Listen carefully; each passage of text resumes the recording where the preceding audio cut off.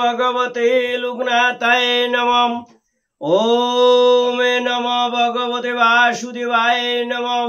ओम नमो नारायण नमो गोविंदाय नमो मधुसूदने नमः। ओम नमो ब्रह्मण्यदेवाय गो ब्रह्मण्यताय च जगोद्रीताय श्री कृष्णाय गोविंदाय नमः। पापहं पाप कर्मं पापात्मा पापो संभवो त्राहिमां पुंडरीकाक्ष प्रणातु सर्व पाप हर हरि। हे कृष्ण करुणा सिंधु दीनबंधु जगत्पते गोपेश गोपिका कांत राधा कांत नमस्ते नमस्ते। नारायणं नमस्कृत नरं चैव नरोत्तमं देवीं सरस्वतीं व्यासं ततो जमुदीरयते। राम राम प्रभु राम कमल लोचन कृपा करो नारायण लहिनु शरण। राम भाव राम चिंत राम करो सारे जे राम शरणे होय भव सिंधु पार। जय सत्यनारायण की जय। लोकनाथम ब्रह्मचारी जुगेश्वर महात्मा रुग सुख दुख तापवश्च शांति प्रदाकरम नमो नमः। जदा जदा हि जमस्य ग्लानि भवति भारतो कामनांग धर्मस्य तदात्तानांग सृजनाहैमं। रणे बने जले जंगले যখন যেখানে বিপদে পড়িবে লোকনাথে বাবার কথা স্মরণ রাখিবে। লোকনাথে বাবা বিপদ থেকে রক্ষা করিবেন। ওমে নমো ভগবতে লোকনাথায় শ্রীচরণেভ্যৈ নমঃ। বৃহৎ সচ্চরিত্র গরুর পুরাণ কি জয়। गद्यांशे प्रायश्चित्तेर विधान। गुरु पत्नी गमन चूर ब्रह्मबोधकारी मद्यपायी और এই চারি প্রকারের পাপীর সংসর্গী যারা তারাই মহাপাতকিনী রূপে গণ্য। এখানে ভগবান বলছেন গুরু পত্নী গমনী যারা চূর ব্রহ্মবোধকারী এবং মদ্যপায়ী যারা মদ খায় এই ধরনের চারি প্রকারের পাপী যারা এরা মহাপাপী মহাপাতকিনী রূপে তারারে গণনা করা হয়। বেদ বিধি ব্রাহ্মণকে অন্নদানে ব্রহ্ম হত্যা পাপ দূর হয়। অশ্বমেধ যজ্ঞ করার পর স্নান করিলেও ব্রহ্ম হত্যাকারী পাপী শুদ্ধি লাভ করে। গঙ্গা যমুনা সরস্বতী নদীর মিলন স্থান অর্থাৎ ত্রিবেণীতে 3 দিন উপবাসী থেকে স্নান করিলে ও ব্রহ্ম হত্যা পাপ নাশ হয়। সেতু বন্ধনে কপাল মুচনে কিংবা কাশিতে স্নান করলেও ব্রহ্ম হত্যা দূর হয়। দুগ্ধ ঘৃত ও গোমূত্র পান করিলে মদ্যপান জনিত পাপ দূর হয়। সোনা চূরকে রাজা মুসলাগাতে শাসন করবেন। তারপরে বনে নির্বাসনে 12 বৎসর কুটিরে বাস করিলে প্রায়শ্চিত্ত হয়। কামে মোহিত হয়ে গুরু পত্নীগামী হলে উত্তপ্ত লৌহ নারী মূর্তির সঙ্গে আলিঙ্গনে পাপ দূর হয়। এই পঞ্চপাতকীর দ্বারা যারা সঙ্গী সেই প্রায়শ্চিত্ত করবে অথবা তপ্ত কৃচ্ছ ব্রুতে হবে তার প্রায়শ্চিত্ত। কিংবা যথা সর্বস্ব ব্রাহ্মণকে দান করে চন্দ্রায়ন ব্রত করবে। অমাবস্যা তিথি যুগে বিধিমত শিবের অর্চনা করে ব্রাহ্মণ ভোজন করালে সর্ব পাপ হতে মুক্তি লাভ করতে পারে। কৃষ্ণ পক্ষের চতুর্দশী তিথিতে উপবাস করে সংযত চিত্তে মৃত্যু ধর্ম ও যমুনাদির তর্পণ করে দিনের প্রথম ভাগে নদী স্নানের দ্বারা সর্ব পাপ নাশ হয়। শুক্লা অষ্টমী তিথিতে উপবাস করে সপ্তমীতে সূর্যের অর্চনা করলে সর্ব পাপে হবে মুক্ত। শুক্ল পক্ষে একাদশীতে উপবাসী হয়ে দ্বাদশীতে জনার্দনের পূজায় সর্বপাপ নাশে।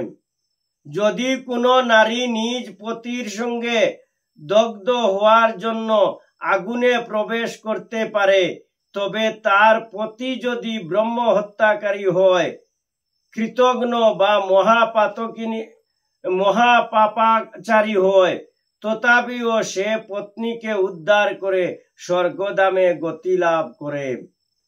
যেই পতিব্রতা নারী ভক্তি সহকারে পতির শুশ্রূষা কার্যে রত থাকে, সেই নারী ইহ কিংবা পরলোকে কখনো পাপ ভোগ করে না। প্রিয় ব্রতের বংশ ও সপ্তদ্বীপাদি বিবরণ। প্রিয় ব্রতের 10 জন পুত্র, তাদের মধ্যে অগ্নিবাহু, মেদস ও পুত্র, এই 3 জন সদা যুগে রত। তারা জাতিস্মর ছিলেন। পিতৃরাজ্যে তাদের কোনো বাসনা ছিল না। বাকি 7 জন পুত্রের জন্য প্রিয় ব্রত তার রাজাকে 7 ভাগে ভাগ করে দিলেন। সেগুলি সপ্তদ্বীপ নামে পরিচিত। জম্মু, পল্লকে, শালমল, কুশ, ক্রঞ্চ, শাক ও পুষ্কর। লবণ, ইক্ষু, সুরা, ঘৃত, দধি, দুগ্ধ ও জলে পরিবেষ্টিত উক্ত সপ্তদ্বীপে প্রতি দ্বীপ এক সাগরে বেষ্টিত। পূর্ব দ্বীপ হতে সাগর দ্বিগুণ বিস্তৃত। আবার সাগরের বাহিরে যে দ্বীপ আছে তাহাও দ্বিগুণ প্রমাণ। জম্বুদ্বীপের মাঝে 1,00,000 যোজন আয়ত্ত সুমেরু নামে পর্বত, তার উচ্চতায় 84 সহস্র যোজন। জম্বুদ্বীপের অধিপতি প্রিয় ব্রতের জ্যৈষ্ঠ পুত্র অগ্নিদ্র। তার 9 জন পুত্র, তাদের মধ্যে প্রথম নাবি পল্লক দ্বীপের অধিপতি মেধাতিথি। তার 7 জন পুত্র। উক্ত দ্বীপে 7টি পর্বত, 7টি নদী। পালমলি দ্বীপের অধীশ্বর বপুষ্মান, তার 7 পুত্র। সেই দ্বীপে 7টি পর্বত, 7টি নদী। কুশ দ্বীপের অধিপতি জ্যোতিষ্মান। ক্রঞ্চ দ্বীপের অধিপতি মতিমান। আর শাক দ্বীপের অধিপতির নাম বৈব্য। পুষ্করের অধীশ্বর সবল। এই সবল ব্যতীত আর সকল নৃপতির 7 জন করে পুত্র। সেই দ্বীপে 7টি করে পর্বত ও 7টি করে নদী বিদ্যমান। সবলের এই 2 পুত্র মহাবর ও বাতকি। পুষ্করে একটি মাত্র পর্বত, নাম মানসোত্তর, 50 সহস্র যোজন তার উচ্চতা। চৌদিকে সাদ্দুদক নামে সমুদ্র দ্বারায় বেষ্টিত।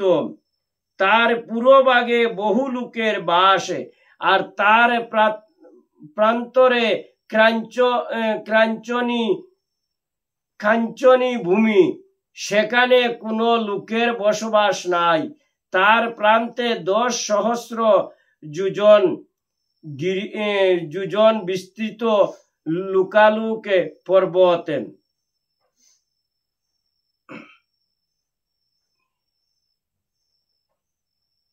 সে গিরির চারিধারে ঘন অন্ধকার বেষ্টন করিয়া আছে অণ্ডের আকার। সপ্ত পাতাল ও নরক পৃথিবীর তলে সপ্ত পাতাল, তাদের নাম অতল, বিতল, মহাতল, নিতল, রসাতল, পাতাল ও সুতল। অতলের ভূমিতল কৃষ্ণবর্ণ, বিতলের শুক্লবর্ণ, আর শক্ররামায়ী মহাতল, আর নিতলের রক্তবর্ণ। রসাতলের ভূমি পীত, পাতাল কাঞ্চনময়ী ও সুতল শৈলময়ী। সপ্ত পাতালেতে বসে দৈত্য আর নাগগণ। পুষ্কর দ্বীপে রৌরবাদী বহু নরক আছে। পৃথিবী হতে ঊর্ধ্ব দিকে বুবস্ব, জনমোহ, তপে ও সত্যলোকে। সপ্ত পাতাল সহ এই সপ্তলোকে মিলিয়ে মোট 14 ভুবন নিয়ে একটি ব্রহ্মাণ্ড। ঊর্ধ্ব, অধম, অধ আর পার্শ্বে পরিবৃত অখণ্ড। সেই অখণ্ড আবার জল দ্বারা পরিবেষ্টিত। সেই জল আবার অগ্নির দ্বারা বেষ্টিত। সে অগ্নির বায়ু দ্বারা, সেই বায়ু আবার আকাশ দ্বারা বেষ্টিত। এই সপ্ত আবরণে পরিমাঞ্চয় প্রত্যেকেই ক্রমে ক্রমে 10 গুণ হয়। আর সব শেষে মহত্ব আবার প্রকৃতি দ্বারা পরিবৃত্ত। প্রকৃতি শেষ আবরণ, তার পরিমাণ করা যায় না কখন। এই ব্রহ্মাণ্ডের ন্যায় অনন্ত কোটি ব্রহ্মাণ্ড রয়েছে, যার সংখ্যা করা অসম্ভব। দশাদি বিচার।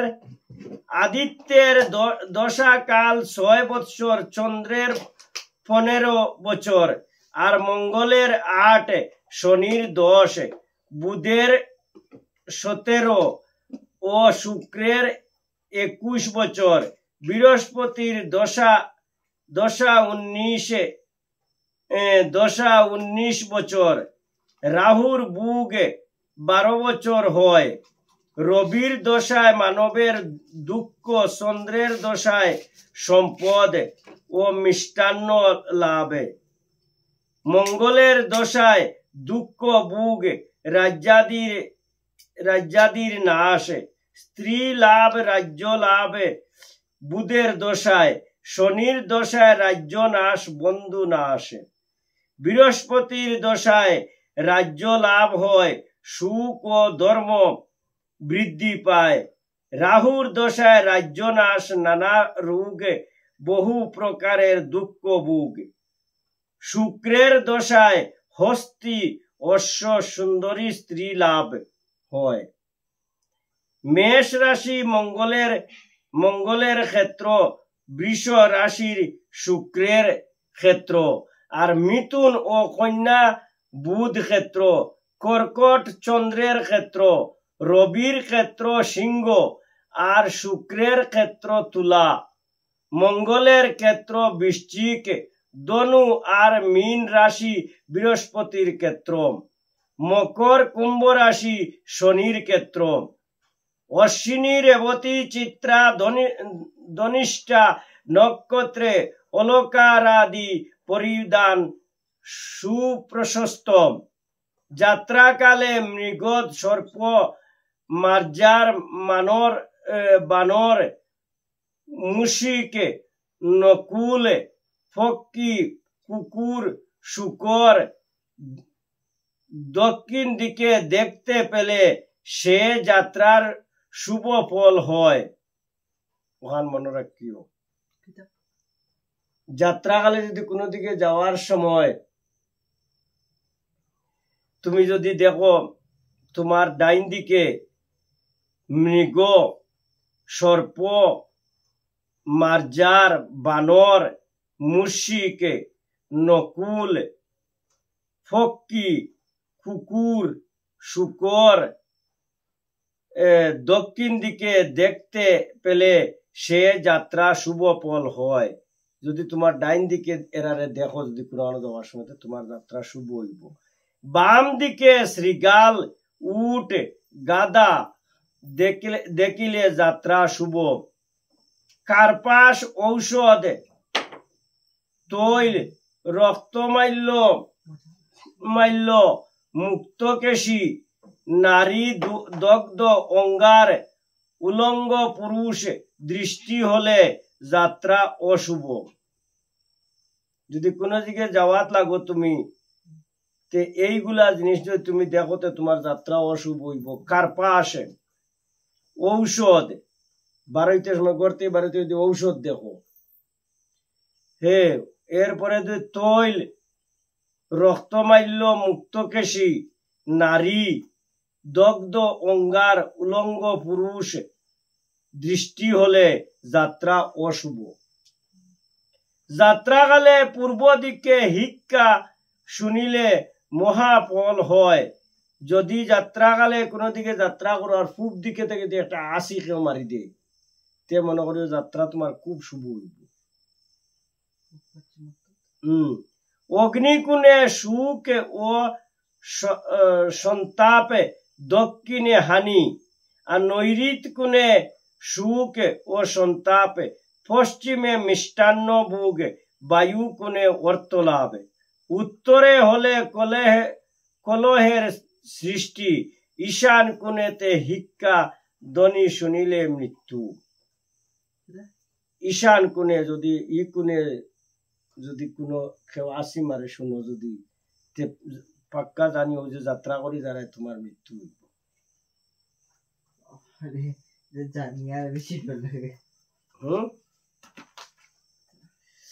ইতিম